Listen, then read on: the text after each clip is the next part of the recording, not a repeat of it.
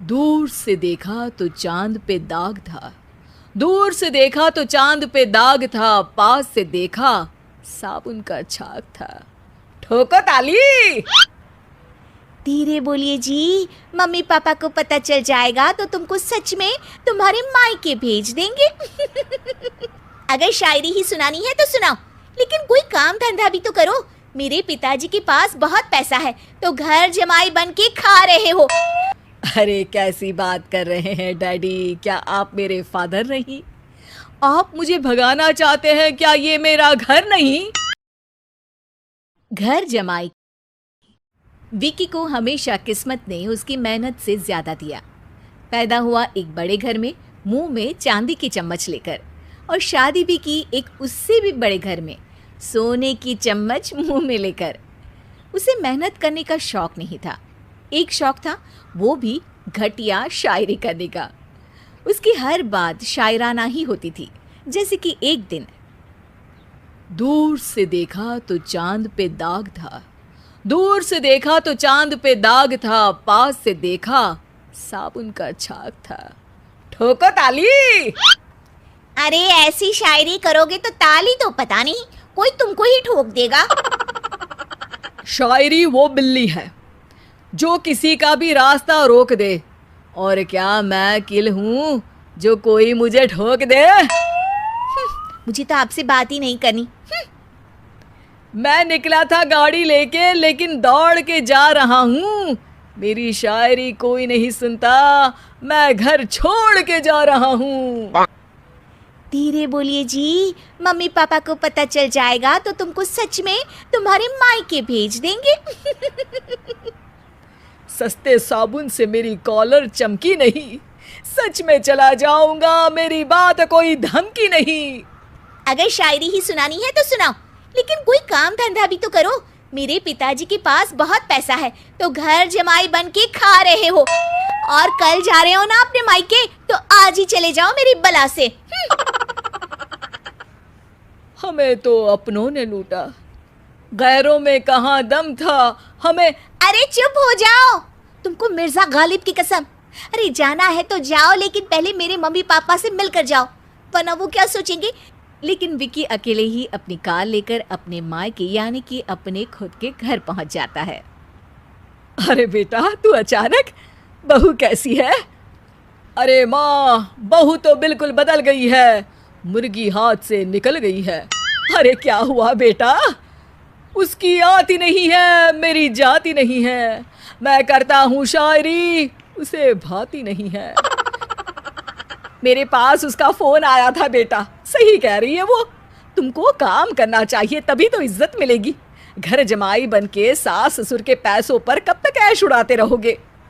मेरी जिंदगी में हर तरफ से उंगली हो रही है, फोन पर मेरी चुगली हो रही है।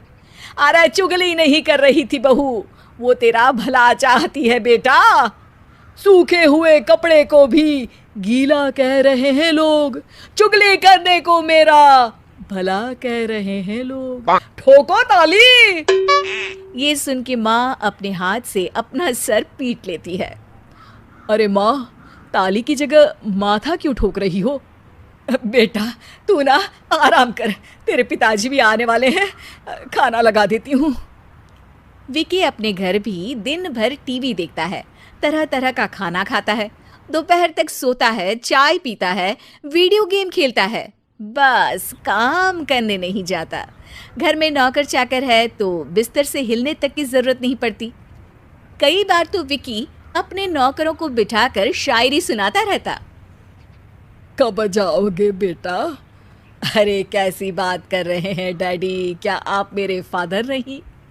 आप मुझे भगाना चाहते हैं क्या? ये मेरा घर नहीं।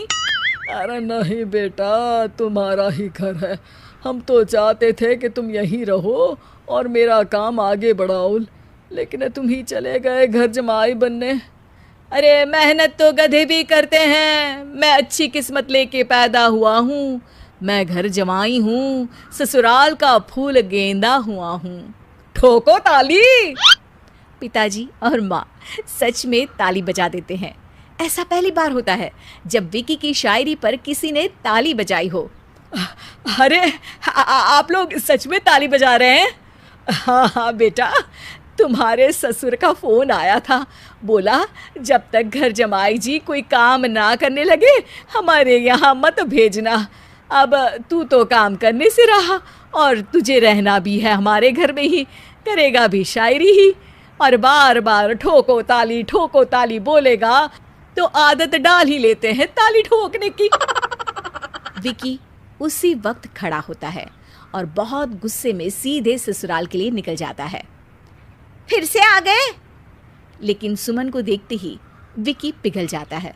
अब सुमन, आई एम सॉरी, आज से ना मैं सिर्फ शायरी ही नहीं बल्कि काम भी करूँगा। तुम अपने ऑफिस में बात कर लेना, कोई भी मेहनत का काम कर लूँगा। मैं घर जमाई बन के रहूँगा लेकिन काम करूँगा और इज्जत से रहूँगा। मतलब सिर्फ तुम नहीं आए हो, तुम्हारे साथ तुम्हें अकल भी आ गई है। मैं अपने कारखाने का मैनेजर बनाता हूँ तुमको, कल से मेरे साथ चलना वहाँ। थैंक यू ससुर जी। थैंक यू से काम नहीं चलेगा, एक शायरी सुनानी पड़ेगी। है ज़रूर। ससुर के पास पैसा होते भी मेहनत जिसको भाई है वही सच्चा दामाद है, वही अच्छा घर जमाई है। ठोको ताली। सब विकी की शायरी पर ताली ठोक देते हैं। शिक्षा, जब किस्मत आपको बहुत सारा दे दे तो उसकी कद्र करनी चाहिए और मेहनत करना कभी नहीं भूलना चाहिए।